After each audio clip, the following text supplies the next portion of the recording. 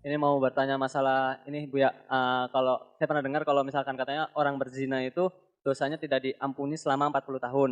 Dan zina yang seperti apa yang dimaksud? Terus apakah bisa diampuni Bu ya sama Allah gitu? Wassalamualaikum warahmatullahi wabarakatuh. Zina adalah dosa besar dan kehinaan. Zina adalah hina di diri dan hina di keluarga.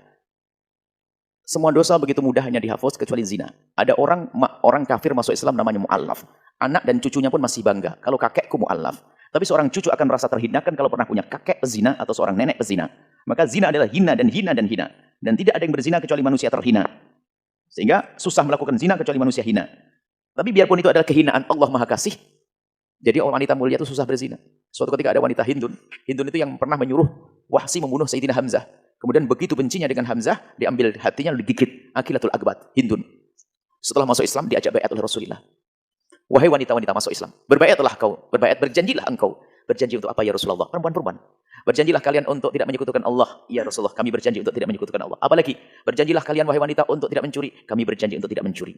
Berjanjilah kalian untuk tidak minum minuman keras. Kami berjanji untuk minum keras. Berjanjilah kalian wahai wanita untuk tidak berzina. Hindun tidak terima. Ya Rasulullah, adasnil hurratu. Ya Rasulullah, apakah kebayang orang merdeka sepertiku ini melakukan zina? Orang mulia sepertiku melakukan zina?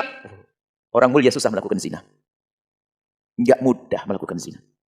Hanya rendahan saja. Akan tapi pun demikian, bagi siapapun yang sudah kepleset dalam zina, bisa menjadi mulia dan tidak benar kalau orang berzina tidak diampuni dosanya 40 tahun itu adalah berita bohong. Kalau dia setelah berzina tobat langsung diampuni oleh Allah, asalkan dia tobat, menyesal, menangis, tobat yang sesungguhnya. Semua kesan-kesan segala yang mengingatkan tentang perzinaannya orang berzina dihapus, Allah Maha tahu. Yang menjadi masalah adalah bohong tobatnya. Sudah tobat masih menyimpan hadiah orang yang menzinainya. Sudah tobat masih menyimpan foto orang yang menzinainya. Adalah pembohong itu. Tidak akan diampuni oleh Allah. Tobat, menyesal, benci dengan perbuatan itu. Menangis, menyesal. Bahkan tempat yang menjadikan dia berzina, tempat berzina dia akan benci dengan tersebut. Apakah itu hotel atau kamar? Ini ada orang katanya tobat tapi masih terkenang dengan keindahan di tempat itu. Bohong dia. Tapi kalau sudah bertobat, hari itu juga diampuni. Tidak nunggu 40 tahun. Itu berita bohong. Allah Maha Pengampun. Menyesal. Dan ingat, dosa zina adalah dosa yang harus ditutup. Maka bagi siapapun yang ingin bertobat dari zina, cukup mengadulah kepada Allah. Jangan ngadu kepada bangsa manusia.